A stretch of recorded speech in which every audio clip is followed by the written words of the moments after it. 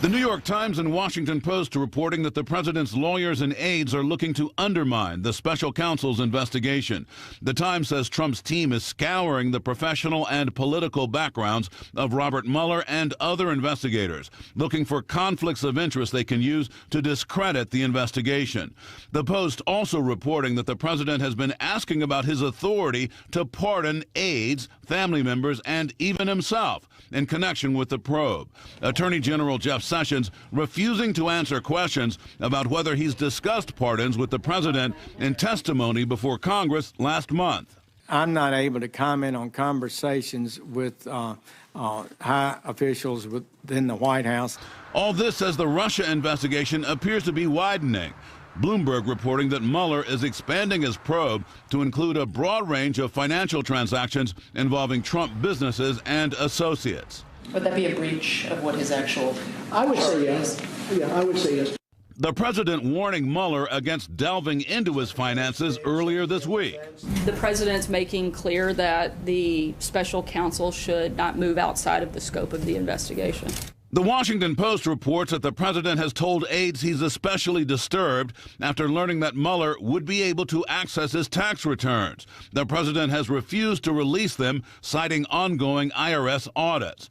Mueller has broad latitude. Sources say the president has also vented in recent weeks that his legal team has not done enough to beat back allegations. Ladies and gentlemen. Sources tell CNN Mark Kasowitz, the president's longtime attorney and lead lawyer on the Russia matter, will see his role reduced after the spokesman and communications strategist for the legal team resigned. Mr. President, does Jeff Sessions still have your full support? Thank you, everybody. President Trump ignoring questions about his embattled attorney general after blaming him for the special counsel probe. Sessions should have never recused himself. And if he was going to recuse himself, he should have told me before he took the job, and I would have picked somebody else. Sessions signaling Thursday he has no plans to step down, despite the president's remarkable public rebuke. We love this job, we love this department, and I plan to continue to do so as long as that is appropriate. Despite this morning's reports, a source says the president's team does intend to cooperate fully with the special counsel. The focus on the special counsel and the president's own words in that New York Times interview overshadowing, if you will, the attempts of this administration once again to focus on policy. Today, we do expect to see the president this afternoon as he meets with the survivors of the USS Arizona. John and John, back Allison, to you. I'll take it now. Thanks so much, okay. Joe. All right, so lots to discuss. Let's bring in our panel. We have CNN political analyst David Drucker, CNN senior legal analyst Jeffrey Toobin, and CNN political and national security analyst David Sanger. Great to have all of you. David Drucker, I'll start with you because you and I are together here in Washington. So let's talk about this. Is the thinking of President Trump's legal team that if anyone on Mueller's team has ever, say, given money to a Democratic candidate, that they therefore cannot be unbiased and impartial, and that would somehow taint the investigation? Well, I think that's the message that the president is trying to send. In some ways, this is reminiscent of the special counsel, special prosecutor that looked into President Bill Clinton, where there was an all-out war from the White House trying to discredit Ken Starr so that any result of his investigation would be tainted. And so what you're seeing here from this president, with the difference that the president can actually, although it would be complicated and politically explosive, could actually fire Mueller because there's no longer a special prosecutor law protecting Mueller.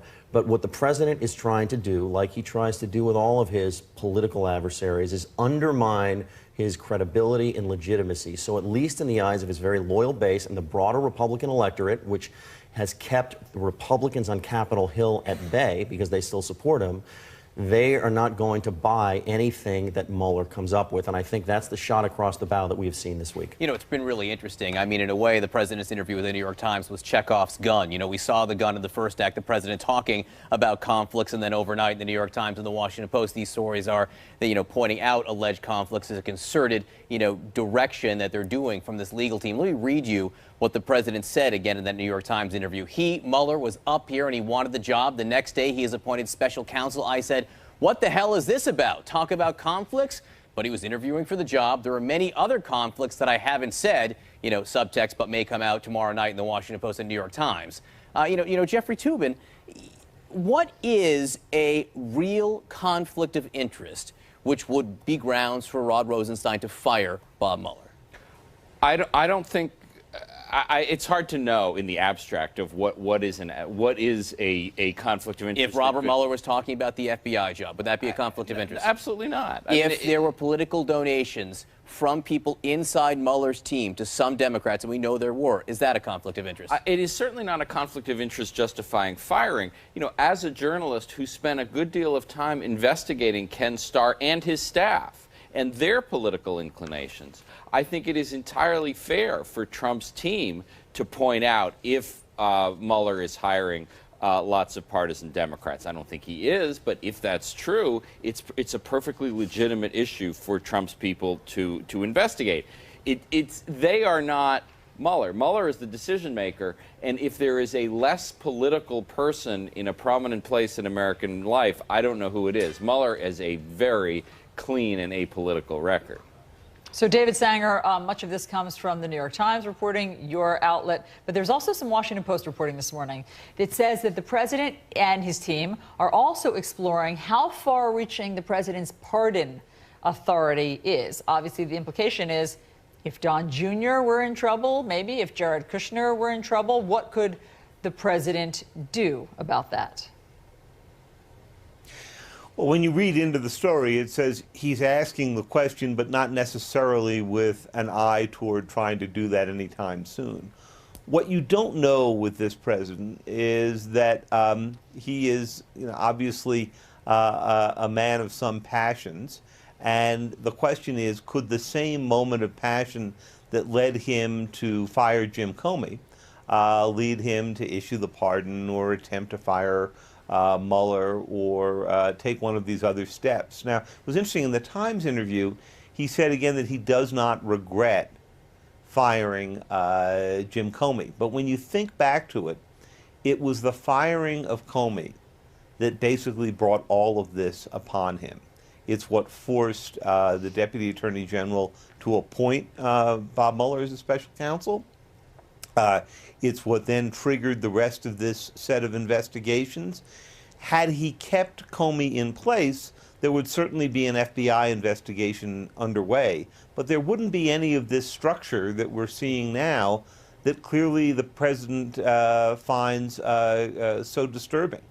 I think the last point, and this goes back to something that Jeff got at before, which is that at the moment that Mueller was appointed, you heard a lot of Republicans saying that he was a perfect choice. He's very nonpartisan. His war record in Vietnam is remarkable. His time as FBI director.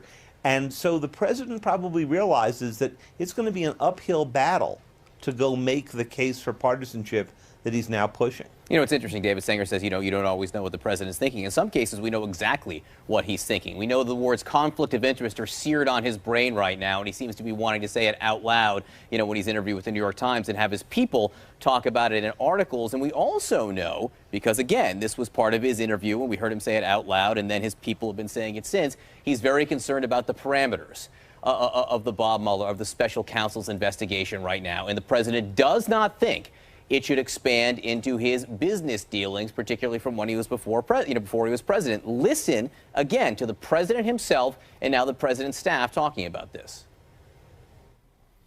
Mueller was looking at your finances, your family's finances, unrelated to Russia. Is that a red line? Would that be a breach of what his actual? I would say yes. Yeah, I would say yes. I think that the president, the point he's trying to make is that the clear purpose of the Russia investigation is to review Russia's meddling in the election, and that should be the focus of the investigation, nothing beyond that. The president's making clear that the special counsel should not move outside of the scope of the investigation. David Drucker, the president says he doesn't like to give red lines. That seems like a red line there coming from his mouth and his staff's mouth there, despite the fact that Rod Rosenstein's charge for Robert Mueller, includes matters that might arise during the investigation. I don't see how you look at an investigation into Russian meddling and how the president's campaign may have been implicated without looking into the president's business dealings. especially because the president has not released his tax returns. And one important thing that David Sanger was getting at here, if the president were to move to fire Robert Mueller, I mean, the most anxiety you'd see in Washington would be coming from Capitol Hill, because Republicans do not want to have to deal with this. They'd rather focus on mundane policy matters, important policy matters, but things that are a lot less political, and they don't want to be in a position where they have to act against the president or move against the president, at least not before they've seen a signal from Republican voters that that's what they would like them to do. And so that's who would be most concerned about this, because it would put them in a really difficult political position. And that's why you've heard, some complaints from the Hill about where the Mueller investigation might go, but you haven't heard a lot, because they understand what the scope of the investigation needs to be. And they had shoved this off on Mueller so they could get out of having to have anything to do with it.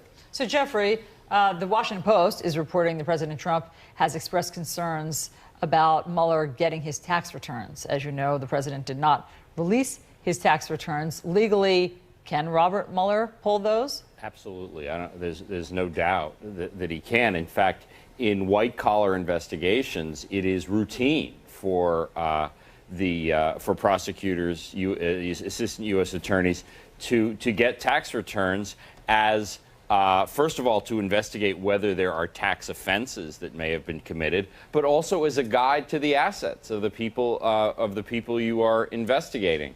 And frankly, given the fact that what the question of motive is at the heart of this investigation. Why was the Trump campaign so favorably disposed towards Russia? Financial motive is an obvious possibility, so I would find it very hard to imagine that this investigation could be completed without Mueller looking at the president's tax return. David Sanger, you've been in Washington a long time and covered many administrations. I found this week to be an astounding week from the White House in terms of their messaging. They had the health care debate, and it apparently falling apart, maybe not falling apart in the Senate. And then completely by choice, electively, the president goes to the New York Times and knifes his attorney general, raises the possibility of taking on the special counsel. And now in articles in the New York Times and the Washington Post, someone's floating the idea that the president is considering pardons. This seems to be a White House that has completely lost control of controlling any kind of message here. Well, message discipline has not been their greatest strength in the 6 months and now a day that they've been in office.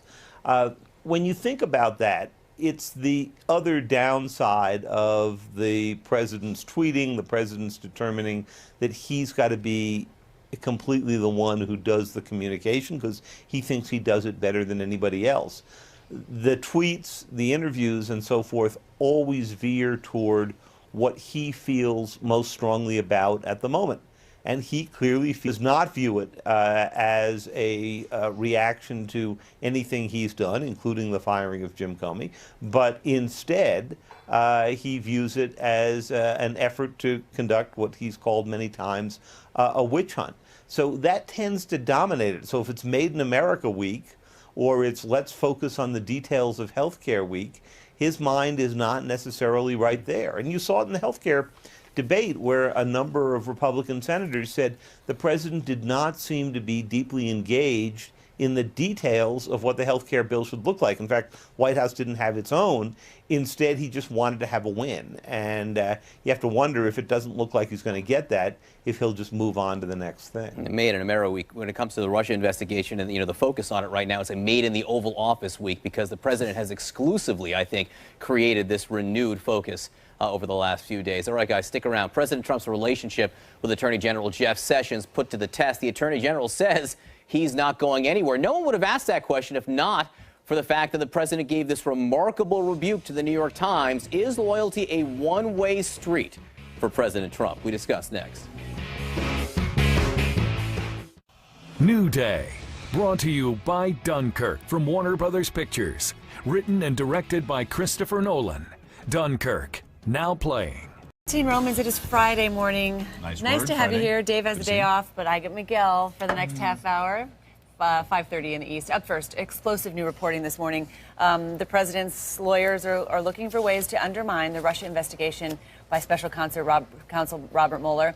The Washington Post and the New York Times report attorneys and aides are scouring the backgrounds of Mueller and his staff, searching for conflicts of interest they can use to undercut the Russia probe. The papers cite several sources familiar with this research effort. Now, the Washington Post reporting the president is asked about his power to pardon aides, family members, even himself. One advisor told the Post the president was simply curious about the reach of his pardoning authority. This follows the president's earlier attacks on Mueller and other officials connected to the Russia investigation. Now, with all that in mind, the president is reshuffling the legal team charged with helping him navigate the Russia probe. Two sources tell CNN the president's longtime personal attorney, Mark Kasowitz, will see his role as lead lawyer on the Russia investigation diminish. Now, veteran attorney, Washington attorney John Dowd and another Trump lawyer, Jay Sekulow, will take the lead as the president's personal attorneys on the Russia inquiry. Sources say by working outside the White House, Dowd and Sekulow's dealings with the president will be protected by the same attorney-client privilege afforded all U.S. citizens. Inside the White House, Attorney Ty Cobb will take the lead on legal and communication strategy for Russia. He'll be effectively replacing communications strategist Mark Carollo, who resigned on Thursday. All right, let's break all of these new developments down this morning. Political economist Greg Valliere is here, chief strategist at Horizon Investments, and part of his job is to look at what's happening inside the Beltway and what's happening, in global markets and figure out what each means for the other. So he's deeply sourced here for us. Glad to have you here this morning. I want you to listen to something that yesterday we heard from Sarah Huckabee Sanders, one of the president's spokeswomen, about the special counsel and the scope of the investigation in particular. I think that the president, the point he's trying to make is that the clear purpose of the Russia investigation is to review Russia's meddling in the election, and that should be the focus of the investigation, nothing beyond that. The president's making clear that the special counsel should not move outside of the scope of the investigation. Greg, I want to quote something that was in the Washington Post that I think is fascinating about his tax returns in particular, and I think they relate here. Trump has been fuming about the probe in recent weeks as he has been informed about the legal questions that he and his family could face. He has told aides he was especially disturbed after learning Mueller would be able to access several years of his tax returns. The president has Russia fever. He blames the press for making this about nothing, but he has Russia fever here. Christine, he almost single-handedly is keeping the story alive. He reignited this firestorm with the New York Times 2 or 3 days ago in the interview. Unfortunately for him, he cannot pick and choose what gets investigated. That's up to Mueller. And I do think that there's something about Trump's tax returns that gets him extremely agitated. I don't think it's that he didn't pay any taxes. I think we all know that. I think his tax returns list sources where he has money, where he owes money. And I think some of those sources are in Russia. It seems so simple. The more you tell the cop, don't look in the basement, the more the cop wants to look in the basement. It's absolutely bizarre. And any investigator, follow the money is rule number one of any investigation. Follow the money, right? Indeed. In that New York Times article and wide-ranging interview you mentioned, he didn't exactly express his love for the Attorney General who has been with him, Jeff Sessions, through thick and thin, very early on his campaign. Basically said he wouldn't have picked him if he knew that he was going to recuse himself from Russia. Here's what Jeff Sessions had to say about that. I have the honor of serving as Attorney General. It's something that goes beyond any thought I would have ever had for myself. We love this job, we love this department, and I plan to continue to do so as long as that is appropriate. As long as it's appropriate. Right. Reading the tea leaves even from this distance, it doesn't sound exactly like confidence. No, Miguel, and I would say that when it comes to Sessions, this is still another example of how a lot of quality people don't want to go to work in this administration. Because if the president is willing to throw Sessions under the bus, what does that say about other people who may decide maybe it's not worth my while to join this group? There are some Republicans who have been telling me that while all this is happening, there's real work being done behind the scenes. That Stephen Mnuchin is moving forward on plans for tax reform. That Paul Ryan is working on, with House Republicans on their budget proposal or their budget that the committee has already passed. Well, is that true? Is there work being done? And do you see the president's policy agenda slowly moving forward, or is all of this noise slowing his policy agenda? I think the agenda is moving a bit on taxes, maybe in spite of him rather than because of him.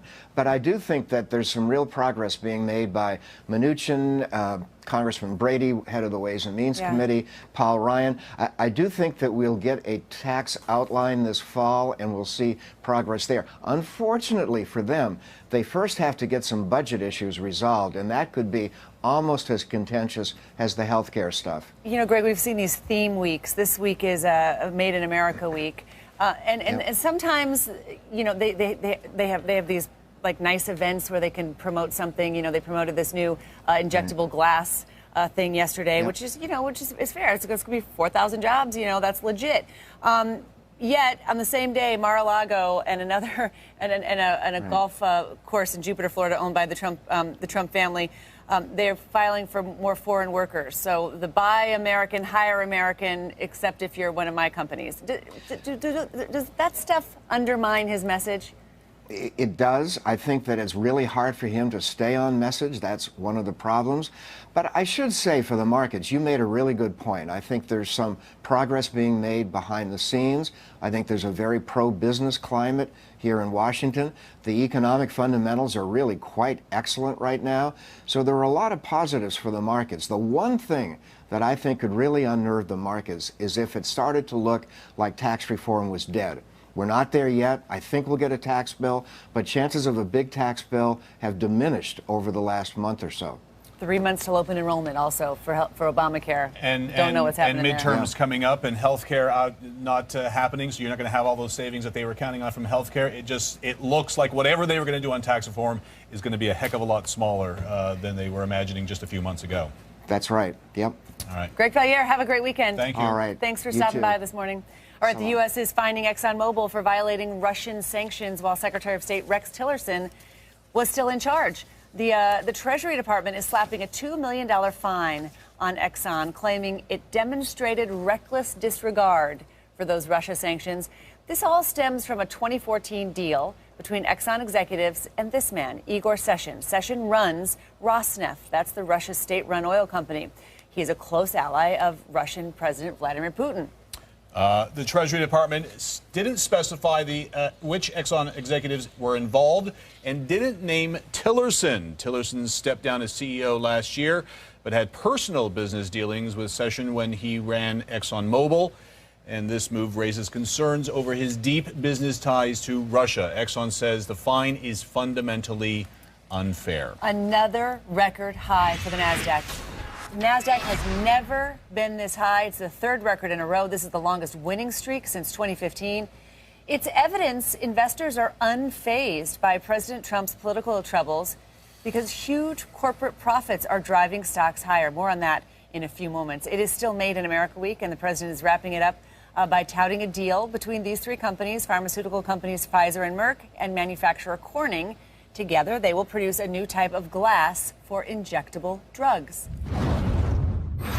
Pharmaceutical glass packaging will now be made in America. That's a big step. That's a big statement. We're very proud of that. Thank you very much, by the way. And I know they wouldn't have done it under another administration. Okay, that's an important deliverable for Made in America week. Until now, 98% of pharmaceutical glass packaging was made overseas. But this program has been in the works since 2012. So the president, that last sort of unscripted comment he made doesn't hold there. Corning will invest $500 million initially, but that investment is expected to grow to $4 billion, creating at least 4,000 new high-tech jobs. The CEOs of Pfizer, Merck, and Corning were present at the announcement. The companies still need federal government approval to move forward with the deal, including approval from the FDA for the product itself. Now, O.J. Simpson, he will be out of prison. Lincoln Park. Will the special counsel probe lead to presidential pardons? The new reports breaking down the White House's new battle plan. Shaking things up, the big reason behind big changes in the president's legal team. And he's set for parole, but still creating controversy. What O.J. Simpson said about his past before a panel decided his future. Welcome back to Early Start this Friday morning. I'm Christine Roman. Happy Friday to you. I'm Miguel Marquez. It is 30 minutes past the hour. Up first, explosive new reporting this morning. The president's lawyers are looking for ways to undermine the Russia investigation by Special Counsel Robert Mueller. The Washington Post and New York Times report attorneys and aides are scouring the backgrounds of Mueller and his staff, searching for conflicts of interest they can use to undercut the Russia probe. The papers cite several sources familiar with the research effort. The Washington Post also reporting the president has asked about his power to pardon aides, family members, even himself. One advisor told the Post the president was simply curious about the reach of his pardoning authority. This follows the president's earlier attacks on Mueller and other officials connected to the Russia investigation. CNN's Jeff Zeleny has more this morning for us from the White House. Christine and Miguel, President Trump and the White House increasingly focused on that special counsel's investigation, that independent investigation into the Russian meddling of the 2016 election. But there are indications that the investigation is spreading beyond simple election meddling.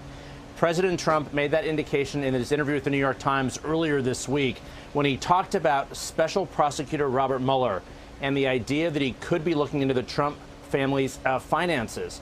Now, the president said he thought that would be outside of the purview of that, but this is increasingly dominating much of the conversation here at the White House. As the legal team is looking at strategies here, the Washington Post and the New York Times are both reporting this morning that the president is also looking into ways to disrupt this investigation.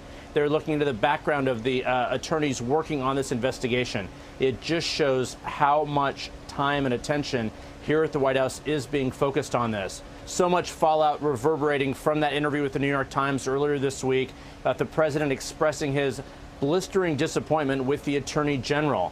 It has sent shockwaves throughout this West Wing of the White House, largely because the attorney general is one of the most loyal soldiers in the Trump army. He was one of the earliest supporters. He was, in fact, the earliest Republican senator to sign on. But as we end this week, the 6-month mark of this presidency, this Russia investigation, dominating many things here at the White House. Christine and Miguel. Jeff Zeleny, thank you very much. As for the Attorney General, he's shrugging off President Trump's attack. The president said he should have hired someone else if he knew Sessions would recuse himself in the Russia probe.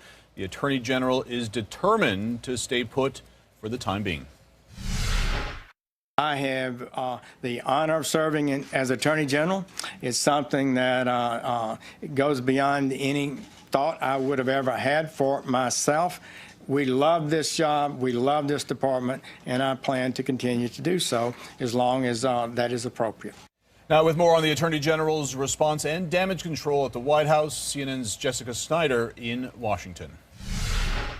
Christina Miguel, Attorney General Jeff Sessions, he seems to be rebuffing speculation that he might resign in the wake of President Trump's harsh words about him in the New York Times. Well, of course, the president expressed his anger at Sessions' decision to recuse himself from the Russia investigation back on March 2nd. The president saying in that New York Times interview that the decision was, quote, unfair to the president, and that President Trump wouldn't have asked him to become Attorney General if he knew Sessions would remove himself from overseeing the investigation. Of course, those comments drew a lot of speculation, but White House Deputy Press Secretary Sarah Huckabee Sanders, she's clarified in part, saying that the president does have confidence in Sessions, but really was just disappointed in the decision Sessions made to recuse. Clearly, he has confidence in him, or he would not be the Attorney General. I think you know this president well enough to know that if he wanted somebody to take an action, he would make that quite clear.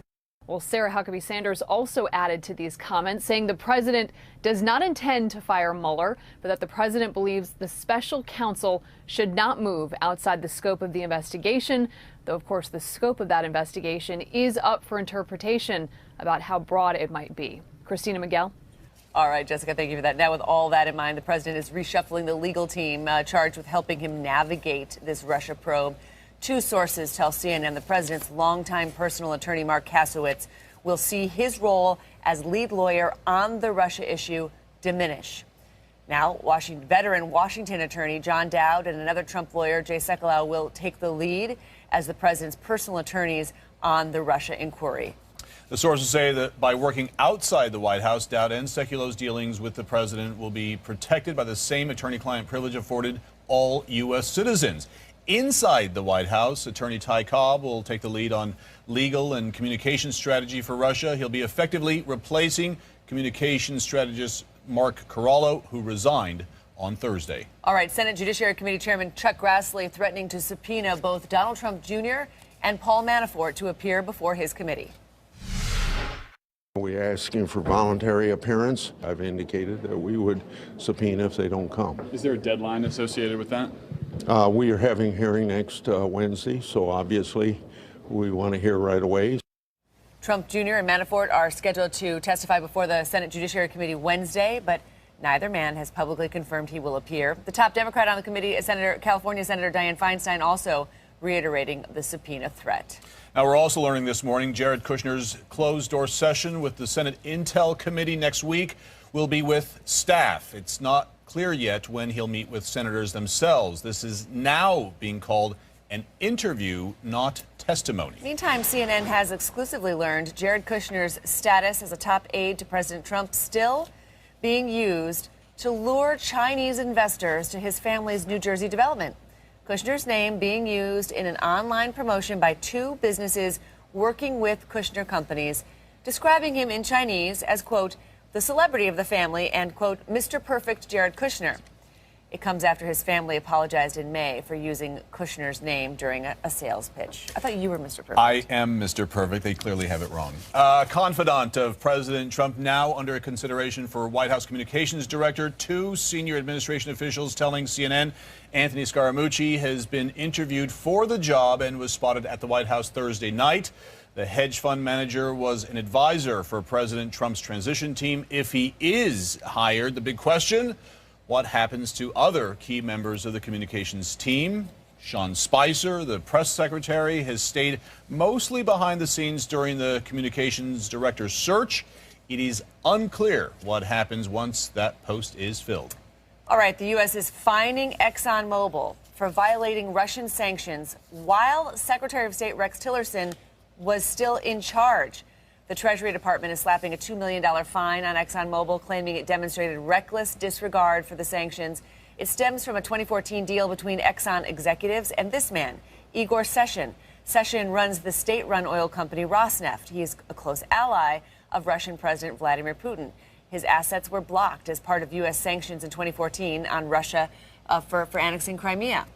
Now, the Treasury didn't specify the Exxon executives involved and didn't name Tillerson. Tillerson stepped down as CEO last year, but had personal dealings with Sechin when he ran ExxonMobil, and this move raises concerns over his deep business ties in Russia. Exxon says the fine is fundamentally unfair. All right, another record high for the NASDAQ, a third in a row, the longest winning streak since 2015. It is evidence investors are unfazed by President Trump's political troubles, higher corporate profits, and a strong earnings season. More on this in a few moments, but a stunning string of record highs in the stock market. It is still Made in America week, and the president is wrapping it up by touting a deal between these three companies, pharmaceutical companies Pfizer and Merck, and manufacturer Corning. Together, they will produce a new type of glass for injectable drugs. Pharmaceutical glass packaging will now be made in America. That's a big step. That's a big statement. We're very proud of that. Thank you very much, by the way.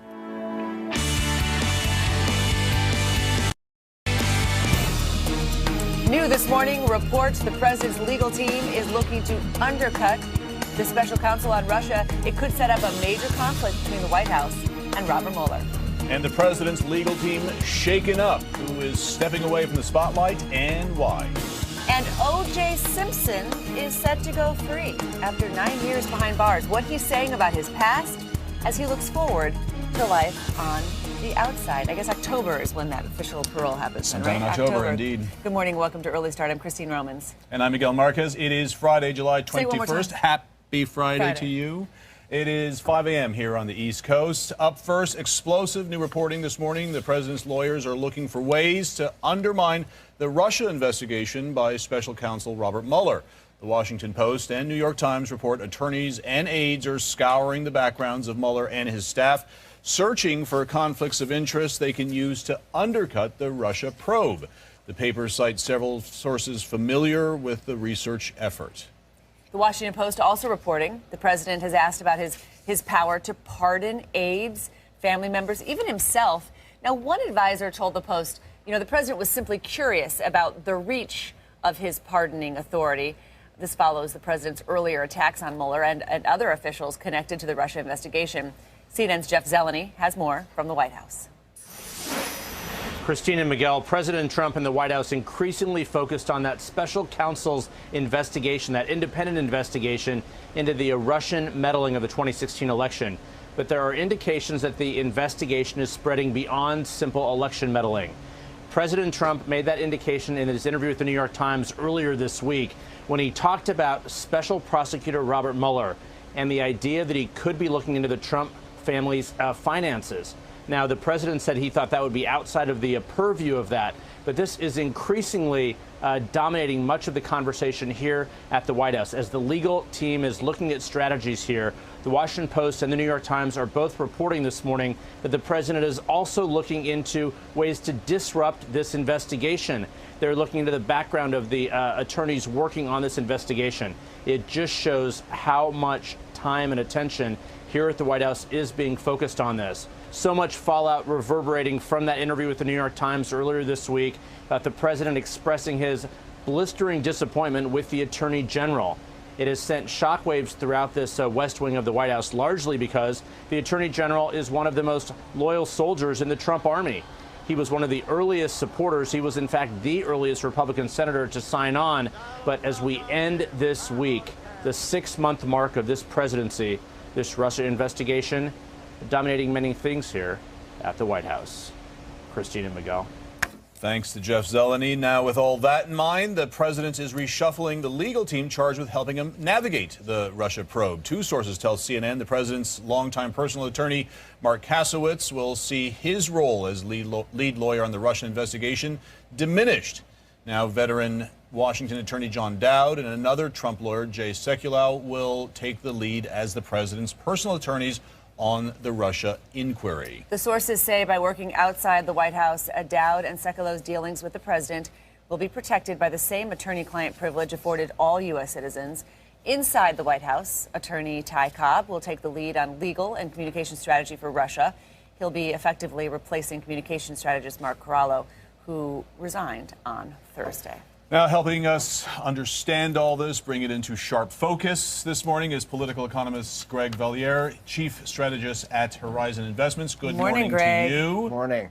Hi, So guys. there is a lot of movement at the White House. I take it this doesn't have much of an effect on the stock market or how the economy is going. Well, it's affected the dollar, I think. Finally, after months and months of people saying this doesn't mean anything for the markets, oh no, I do think the dollar's weakness is because of this. And things have gotten worse this week for the agenda in particular, which the markets really care about. Well, talk to me a little bit about Russia fever and how each of these developments, kind of puts the agenda further on the back page, if you will. Where are we on health care? Where are we on tax reform? Well, first of all, Christine, I think this obsession that the president has with picking the scab. When we were kids, our parents told us, don't pick scabs, so he keeps picking the scab on Russia. And now you have a situation in the last 48 hours where, maybe he's being investigated for obstruction of justice. What does he do? He indicates that he would like to obstruct justice. So I think the story's gotten a lot worse for tax reform, certainly for a budget deal, and I think the health bill cannot be resurrected. Even if everything was going peachy keen at the White House and they had a setback with the health care bill dying, they were counting on that in order to get to tax reform. Where does this leave things now? Absolutely right. The progression was going to be health reform, budget, taxes. Those were the three. Well, if health reform is dead, that does not set a very good stage for the budget fight, which has the Republicans equally divided. Right. So I'm not sure this very radical House budget will even make it through the Senate. If they don't get a budget, that means there's not a reconciliation resolution. Sounding wonky this morning, but you need that resolution to move ahead on taxes. So if this progression is now derailed, I think we're looking at 2018 before we get anything done on taxes. If you can't be wonky with us at 5:08 in the morning, you can't be wonky anywhere, right? Yeah. There are 3 months to open enrollment. This is what is so shocking to me. There are 3 months to open enrollment where 10 million people are going to have to sign up for health care, and another 22 million who are uninsured right now could be or should be under the law. They should be penalized to get a little fine. You know, first of all, he said we're not aware of any of this. Secondly, he raised the question that he thought that, you know, what we reported indicates that the special counsel is going beyond